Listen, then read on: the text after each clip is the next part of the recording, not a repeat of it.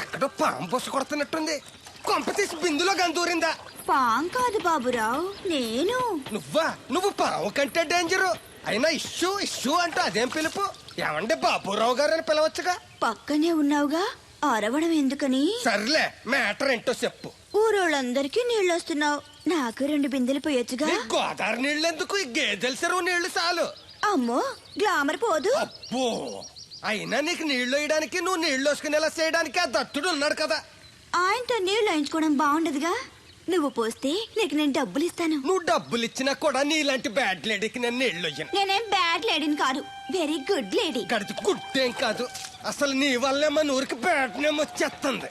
బ్రాహ్మణగూడెం సంతకెళ్ళినా, ఆ తాడేపల్లిగూడెం సినిమాకెళ్ళినా నీ గురించి టాపిక్ అయిపోతుంది. ఏం కాదు, ఈ ఊరికి గ్లామర్ వచ్చిందే నా వల్ల. సర్లే ఎళ్ళు. ఇప్పుడు నేను నీతో ఇలా మాట్లాడడం ఎవరన్నా చూసారంటే నీకు నాకు ఏదో ఎఫ్ఐఆర్ ఉందని రూమర్స్ వచ్చేస్తాయి. ఏంటి?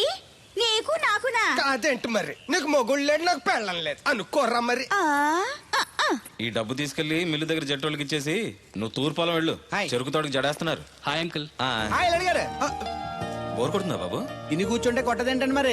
అందుకే సరదాగా అలా వెళ్ళి ఊరు చూసేద్దాం అనుకుంటున్నాను. ఎప్పుడు పల్లెటూరు చూడలేదు. అంటే అమెరికాలో పల్లెటూరులో అండి బాగా పెద్ద దేశం అనుకుంటా. ఒంటరిగా ఎలా వెళ్తారు?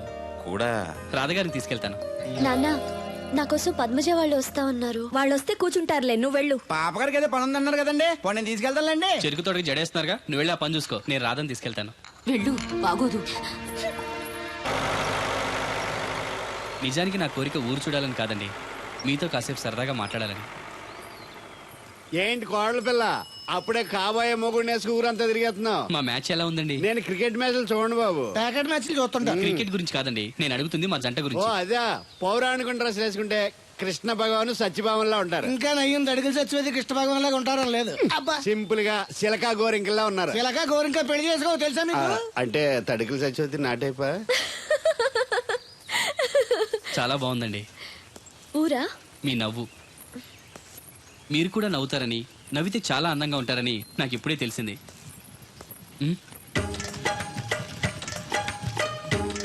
What's that game?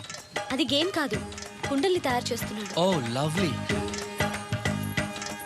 Excuse me, నేను కూడా పార్ట్ తయారు చేయొచ్చా? రాధమ్మ గారు, ఎవరండి?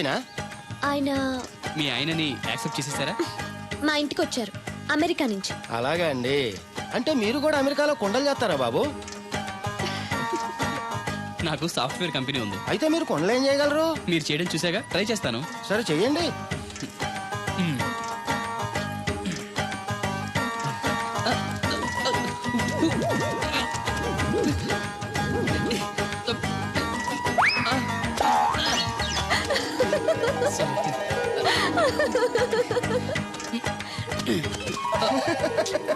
ఏదో అనుకున్నాను. కుండలు చేయడం చాలా కష్టం అండి, మీరేంటి చాలా ఈజీగా చేసేస్తున్నారు. ఎవడి పని వాడికి సులువే కదండి. You're right. అవును, దీని రేట్ ఎంత?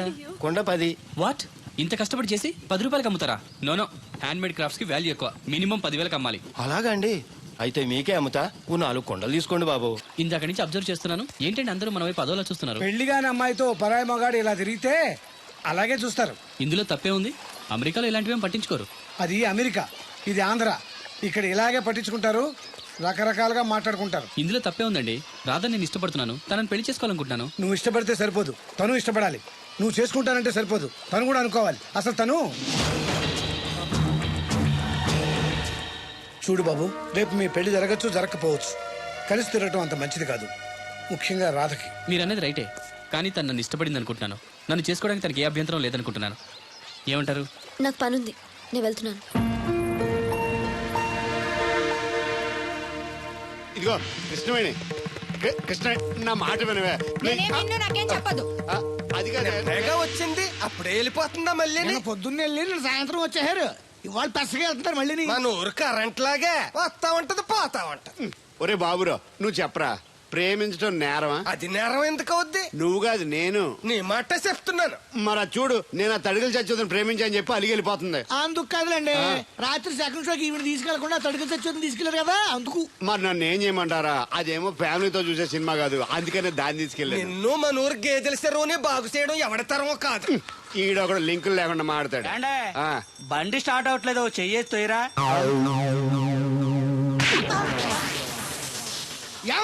అసలు బుద్ధి ఉందా లేదా? మా దత్తుడు అంటే ఏంటనుకోవడం మళ్ళీ పువ్వు. ఈ ఊరికే గవర్నర్ లాంటి మనిషి ఆయన. ఆ దగ్గర అసిస్టెంట్ గా పని చేస్తున్నాడు. ఈతలు తీసుకుంటూ నేనే ఎప్పుడు పని చెప్పలేదు దానికి. నువ్వు చెప్తావా? చెప్పారా? బాగా కొట్టనా ఏదవా? ఏంటండి లోన్లీగా కూర్చున్నారు? పిలిస్తే నేను వచ్చి కంపెనీ ఇచ్చేవాడిగా. అరే రే కూర్చోండి. నేను వచ్చింది మిమ్మల్ని లేపడానికి కాదు, మీతో కలిసి కూర్చోడానికి. అవునండి, నాకు డౌట్. రేపు పెళ్ళై అమెరికా వచ్చాక మీరు ఇలా లంగావణి వేసుకుంటారా లేక జీన్స్ వేసుకుంటారా? నేను అమెరికా ఎందుకు వస్తాను? నన్ను పెళ్లి చేసుకుంటే రావాలిగా. నేనేం మిమ్మల్ని పెళ్లి చేసుకోవట్లేదే. పోనీ నేనే మిమ్మల్ని చేసుకుంటాను. అది ఈ జన్మలో జరగదు. అంటే మీకు నేనంటే ఇష్టం లేదు. అనవసరంగా ఆశలు పెట్టుకోకండి. నేను పెళ్ళంటూ చేసుకుంటే మిమ్మల్నే చేసుకోవాలనుకున్నాను. లేకపోతే మరొకరిని చేసుకుంటాను.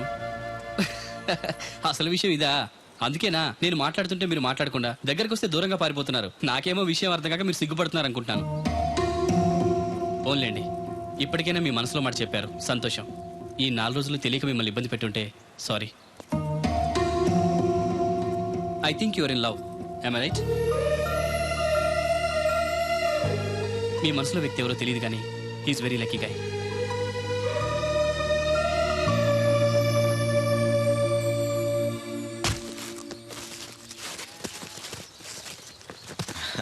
రా బాబు, ఏంటి ఇలా వచ్చారు? వచ్చిన పని అయిపోయింది, మీకు చెప్పేద్దామని.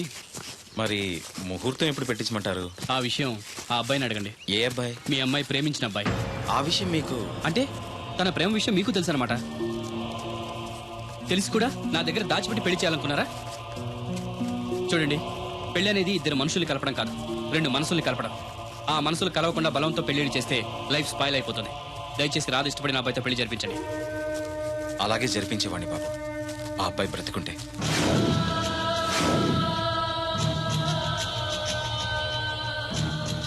ఏమిటి మీరనేది? అవును బాబు, ఆ అబ్బాయి చనిపోయాడు.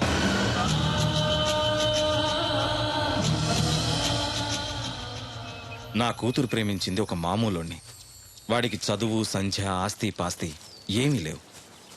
అయినా కూడా తను ప్రేమించిందన్న ఒకే ఒక కారణంతో వాడికిచ్చి పెళ్లి చేయాలనుకున్నాను. ఆ కుర్రాన్ని పిలిచి ఎంతో గారంగా పెంచిన నా కూతుర్ని ఏం పెట్టి పోషిస్తావని నిలదీశాను. ప్రేమించడానికి డబ్బు అవసరం లేదు, కానీ జీవించడానికి డబ్బు కావాలన్నాను. మీకు కావాల్సింది డబ్బే అయితే అది నేను సంపాదిస్తాను, అప్పుడే మీ కూతురినిచ్చి పెళ్లి చేయండి అని పట్నం వెళ్ళాడు. ఎలాగైనా డబ్బు సంపాదించాలని దొంగతనాలు మొదలుపెట్టాడు. ఓ రోజు జనం చూసి పట్టుకోబోతే తప్పించుకోబోయి లారీ కింద పడి చనిపోయాడు. ఈ విషయం రాధకి తెలుసా? తెలీదు. చెప్తే ఏం చేసుకుంటుందో అని భయపడి చెప్పలేదు. తప్పు చేశారు అంకుల్. ప్రేమించిన వాడితో పెళ్లి చేస్తానని మాటిచ్చి వేరే వ్యక్తితో పెళ్లి చేస్తే తను మిమ్మల్ని జీవితాంతం మోసగడనుకుంటుంది. నన్ను ఏమనుకున్నా పర్వాలేదు, నిజం తెలిసి దానికి ఏదన్నా అయితే మేమెవరం బ్రతకలేం. ఈ రోజు కాకపోతే రేపైనా తనకి నిజం తెలుస్తుందిగా. తెలిసేలోపు మీతో 3 ముళ్ళు పడి అమెరికా వెళ్ళిపోతే అన్నీ మర్చిపోతుంది. Impossible uncle.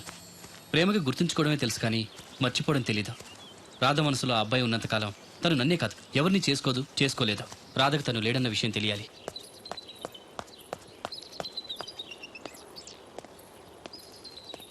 మీరింకా వెళ్ళలేదా?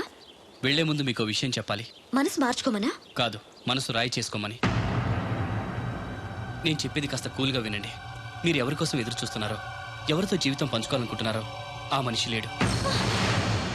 ఇక ఎప్పటికీ తిరిగి రాడు. యాక్సిడెంట్లో చనిపోయాడు.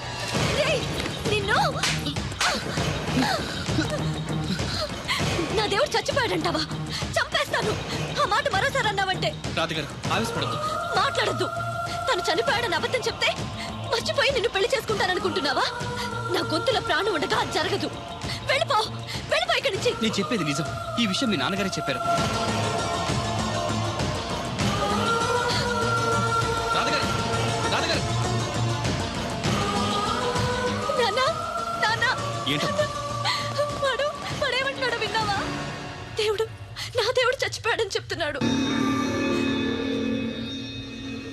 చెప్పు నాన్న, అతను చెప్పేది అబద్ధం కదూ? కాదమ్మా, నిజం. ఈ విషయం నాకు చాలా రోజుల క్రితమే తెలిసింది. నీకెలా చెప్పాలో తెలియక, చెప్పే ధైర్యం లేక చెప్పలేదు.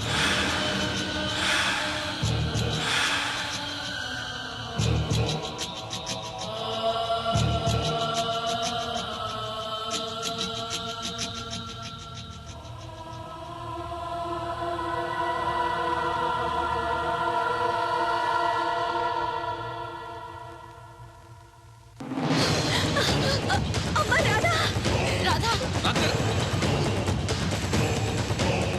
అమ్మా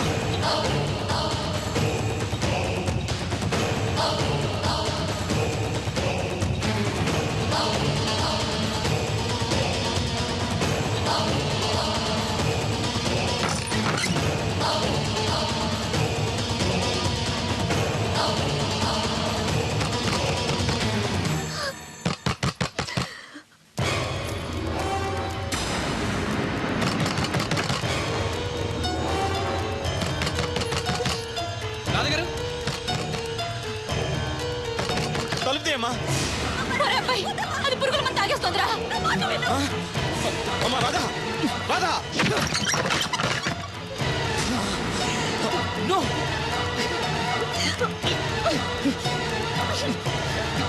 ఏమండి, ఆగండి. ఏంటి పిచ్చి పని? వద్దు, నన్ను ఆపొద్దు. నన్ను చావనివ్వండి. చచ్చిపోదు గారి, నిన్నెవరు ఆపరు. ఒక్క నిమిషం ఉండు. రాధా ఏంటమ్మా? ఇదిగో ఇది తీసుకొని మీ అమ్మగారికి, మీ మామగారికి, మీ నాన్నగారికి తలో కాస్త పోయి నలుగురు చీజ్ చెప్పుకొని ఒకేసారి తాగి తెచ్చిపోండి. వాళ్ళెందుకు చావడం? మరి నువ్వెందుకు చావడం? నన్ను లేకుండా నేను బతకలేను. నువ్వు లేకుండా వీళ్ళు బతకలరా? సంవత్సరం పాటు ప్రేమించిన వాడు దూరం అయిపోతే చావాలనుకున్నావు. 20 ఏళ్ళు నిన్ను ఎంతో ప్రేమగా పెంచిన వీళ్ళు నువ్వు లేకుండా బతకగలరా? తట్టుకోగలరా?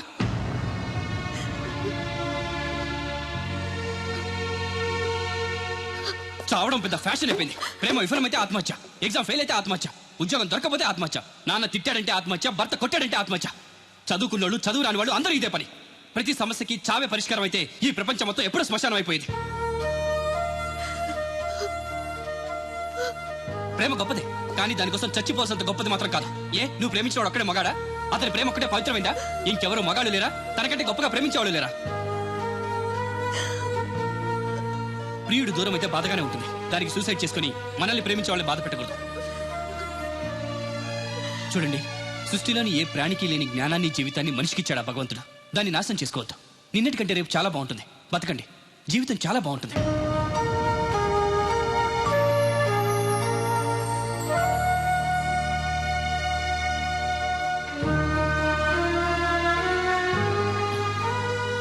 నో వస్తాను అంకుల్. మంచిది బాబు. వస్తానండి. రాత్రి తర్వాత పగలొచ్చినట్టు కష్టం తర్వాత సుఖం కూడా వస్తుంది. మెల్లగా తన్ని మర్చిపోయి మీకు నచ్చిన వ్యక్తిని పెళ్లి చేసుకుని హ్యాపీగా ఉండండి. బాయ్.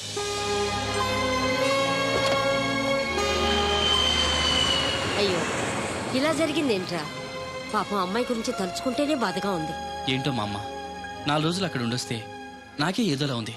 అలాంటిది జీవితాంతం తోడుగా ఉంటాడనుకున్న మనిషి దూరం అయితే తట్టుకోవడం కష్టమే. ఇంత చిన్న వయసులోనే దేవుడు అమ్మాయికి అన్యాయం చేశాడు. నాకెందుకో దేవుడు న్యాయమే చేశాడనిపిస్తుంది. అదేంటి? అవును మా అమ్మ, నిజాయితీగా డబ్బు సంపాదించలేక దొంగగా మారినవాడు రేపు రాధ దగ్గర నిజాయితీగా ఉంటాడని నమ్మకమే ఉంది. నిజమే, మనుషులు ఆలోచించకుండా చెడు చేస్తారు. దేవుడు ఎప్పుడూ మంచే చేస్తాడంటారు. రా, టిఫిన్ తిను. వద్దులే. అదేంట్రా? ఆకలి లేదు. అదే పనిగా అమ్మాయి గురించి ఆలోచించి మనసు పాడు చేసుకోకు. మనం మాత్రం ఏం చేయగలం చెప్పు? సరే, నేను ఆఫీస్కి వెళ్తాను.